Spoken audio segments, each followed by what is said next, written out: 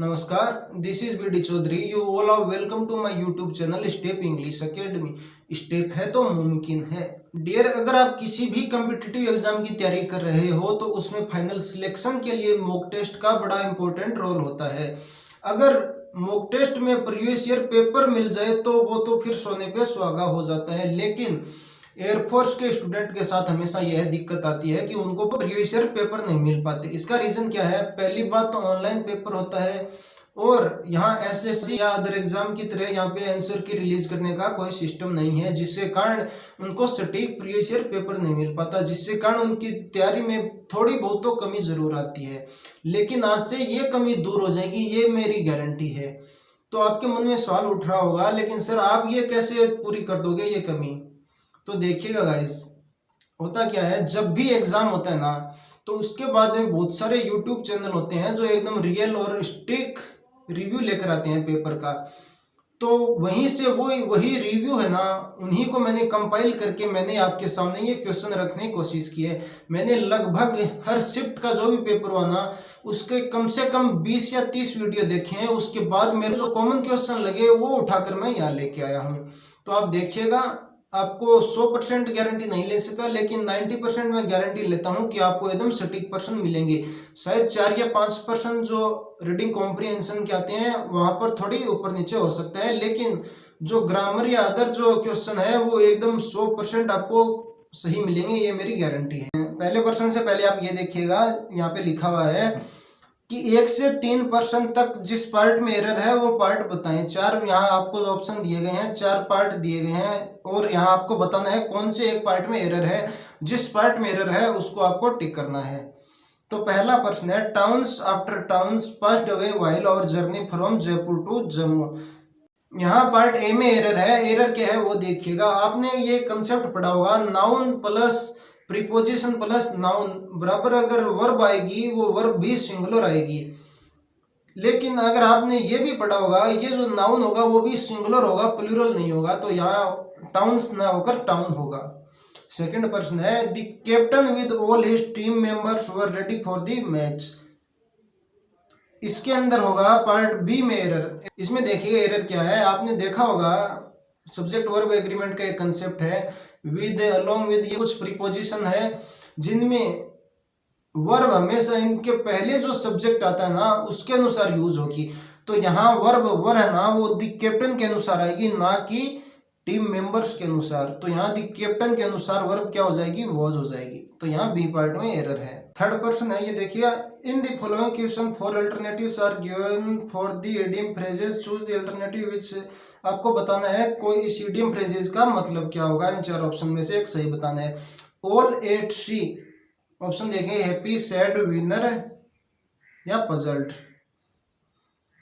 इसके अंदर हो जाएगा डी ऑप्शन सही हो जाएगा। ऑल एट सी का मतलब होता है कंफ्यूज्ड, कंफ्यूज्ड, पजल। पजल आपने देखी होगी, पजल कितनी हार्ड होती है, उसी के अनुसार कंफ्यूज आप अंदाजा लगा सकते हो। शायद आपने ये देखा होगा, ऑल एट सी का आपने सीधा सीधा पढ़ा होगा कंफ्यूज, कंफ्यूज। तो कंफ्यूज से आप इसको कोरिलेट कर सकते हैं पजल के साथ। नेक्स्ट है, what is the noun form of the word compel. यहाँ आपको बताना है कंपेल का नाउन क्या होगा। कंपेल वर्ब है जिसका मतलब होता है फोर्स करना, तो कंपेल का नाउन फॉर्म हो जाएगा कंपल्सन। और ये 4 ऑप्शन है, इनमें भी देखिए कंपल्सरी, कंपल्सरी हो जाएगा एडजेक्टिव। अगर आपको पूछ लिया जाए कंपेल का एडजेक्टिव फॉर्म क्या होगा तो आप बता सकते हो कंपल्सरी। सी है, सी में कंपेल्स दे रखा है तो ये इसकी सिंगुलर वर्ब हो जाएगी। कंपेल्ड दे रखा है तो ये इसकी पास्ट फॉर्म हो जाएगी। नेक्स्ट क्वेश्चन है, 6 नंबर है, 4 words are given out of which only 1 word is spelled correctly, choose the correctly spelled word. आपको बताना है कि इनमें से कौन सा वर्ड है जो एकदम करेक्ट है, जिनकी स्पेलिंग करेक्ट है। तो इसमें हो जाएगा आपका डी हो जाएगा। देखिए बहुत सारे बच्चे पहला ऑप्शन देखते हैं, दूसरा देखते हैं। यहाँ पे बहुत सारों, आप में से शायद किसी की गलती हुई होगी, आपने यहाँ पे बी टिक किया होगा, लेकिन मेरे भाई बी नहीं होगा, यहाँ पे होगा डी होगा। BENEFITTED होता है। नेक्स्ट है अपना 7th, out of 4 alternatives choose the word opposite in the meaning of the given word. आपको ऑपोजिट बताना है अब्रप्ट का। अब्रप्ट का मतलब होता है सडन या अचानक। तो इसका हो जाएगा सडन, ये तो होगा नहीं, अब्रप्ट का मतलब अचानक होता है, तो इसका ऑपोजिट हो जाएगा शायद सी हो जाएगा ग्रेजुअल। अपोजिट बताना है तो ग्रेजुअल धीरे धीरे, अब्रप्ट अचानक। अगला है find the correct collective noun, आपको बताना है इनमें से कौन सा सही कलेक्टिव नाउन है। ए देखिएगा, ए bundle of keys, bundle use होता है बेसिकली स्टिक्स के लिए, बंडल ऑफ स्टिक्स, ये तो नहीं होगा।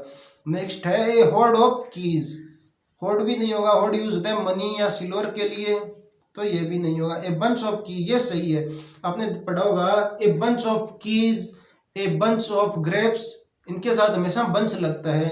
अगला है पाइल, पाइल यूज होता है बुक्स के लिए, वुड्स के लिए, और आर्म्स हथियार होते हैं उनके लिए ये यूज होता है। अगला है what is the plural form of the ship, देखिए इसका हो जाएगा शिप का बी ऑप्शन, इसका शिप का प्लूरल हमेशा शिप ही होता है। अगला है 10th number, do you want, यहाँ पे आपको स्पेस दिया गया है, यहाँ पे बताना है कौन सा सही होगा। डू यू, यहाँ पे ऑप्शन सही हो जाएगा ए। इसका कंसेप्ट देखिएगा, आपने पढ़ा होगा want, decide, manage, want, ask, order आदि ये शब्द है, इनके बाद हमेशा इन्फिनिटिव टू प्लस वर्ब की फर्स्ट फॉर्म आती है। तो यहाँ पे आप देखिएगा टू प्लस फर्स्ट फॉर्म कहाँ पे दी गई है। आप बोलोगे सर ए में भी दी गई है, बी में नहीं है, सी में भी दी गई है, डी में भी दी गई है, तो यहाँ पे आपका बी ऑप्शन एलिमिनेट हुआ बच्चे। यहाँ पे आपके सामने 3 ऑप्शन, तो इसमें हो जाएगा। लेकिन आप ये भी जानते हो यू इसका सब्जेक्ट है, वांट वर्ब है, वर्ब के बाद ऑब्जेक्ट आता है, तो यहाँ पे आप देखिएगा ऑब्जेक्टिव केस कौन सा है, माई ऑब्जेक्टिव केस नहीं है, बी तो ऐसे एलिमिनेट हो गया, आई सब्जेक्टिव केस है, तो पहला ऑप्शन ए सही हो जाएगा, मी टू हेल्प हो जाएगा। अगला है out of 4 alternative choose the one which can be substitute for given words, यहाँ आपको बताना है वन वर्ड बताना है। A place where pigs live, उसको बोलते हैं स्टाई, पिग्स जहाँ पे रहते हैं उसको स्टाई बोलते हैं, तो इसमें कहाँ है, तो इसमें आपका स्टाई सही हो जाएगा। और भी ऑप्शन है वो देखिएगा, बी ऑप्शन है एवियरी, एवियरी होता है जहाँ पे पक्षी रहते हैं। अगला है स्टेबल, स्टेबल बोलते हैं अस्तबल जहाँ पे घोड़े रहते हैं। और डी ऑप्शन है आपके एपियरी, एपियरी जहाँ मधुमक्खियाँ रहती है। गाइज यहाँ पे बी और डी में हमेशा बहुत बार कई बार क्वेश्चन पूछा हुआ है, एसएससी का ये तो फेवरेट है, एसएससी में अंत बार पूछा हुआ है, तो इनमें हमेशा आपको कंफ्यूजन रह सकते हैं, तो आप इसको सही ढंग से देखिए। एवियरी पक्षी रहते हैं जहाँ पे, एपियरी जहाँ मधुमक्खियाँ रहती हैं। अगला है 12th number, he was astonished his failure, तो इसके साथ आपको प्रीपोजिशन बताना है कौन सा सही होगा। ये फिक्स्ड प्रीपोजिशन है, एस्टोनिश्ड के साथ हमेशा ऐड लगता है। अगला है out of 4 alternative suggested select the one which best express the same sentence in passive active voice, यहाँ पे आपको पैसिव और एक्टिव बताना है।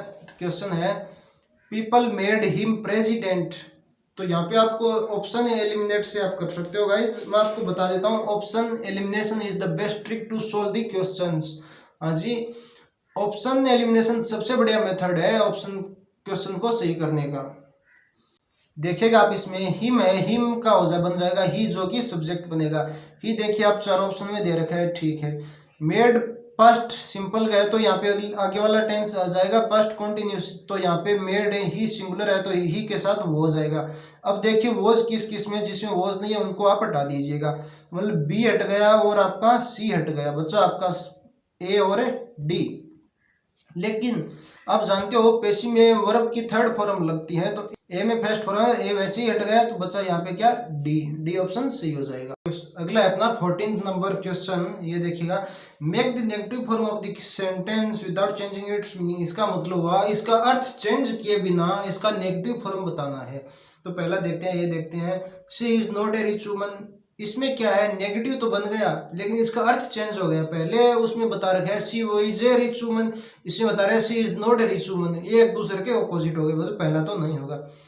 दूसरे देखिए she is not a poor woman, question का अर्थ हुआ she is a rich woman और इसका नेगेटिव बनाना है, तो ये हो गया बी हो गया she is not a poor woman, वो पुअर वुमन नहीं है तो मतलब वो रिच ही होगी, इसलिए बी ऑप्शन सही हो जाएगा।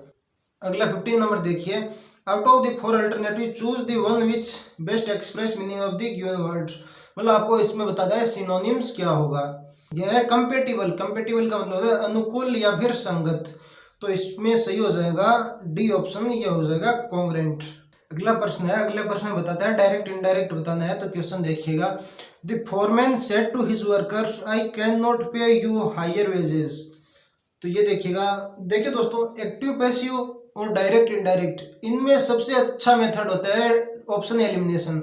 अगर आप ऑप्शन एलिमिनेशन सीख गए ना, तो आप समझो कि आप लगभग 50% पेपर आप कर लोगे इजीली। तो इसमें सबसे पहले आपको देखनी है वर्ब पर देखना है। वर्ब है इसमें कैन नॉट का पास्ट में, ये पास्ट में चेंज होगी। तो पहले देखिएगा कुड नॉट कौन से में है।